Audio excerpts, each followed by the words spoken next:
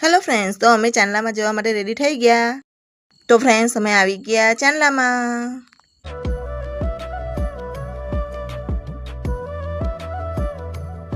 તો ફ્રેન્ડ્સ, ઘરમાં ઉંમર પૂંજનની રીત ચાલતી છે જો.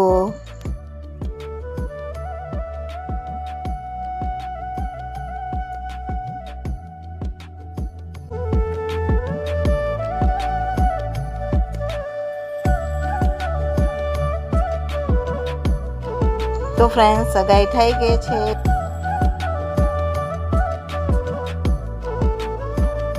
આજે તો ગરમી બહુ છે એટલે પંખાએ ઊભી રહી ગઈ.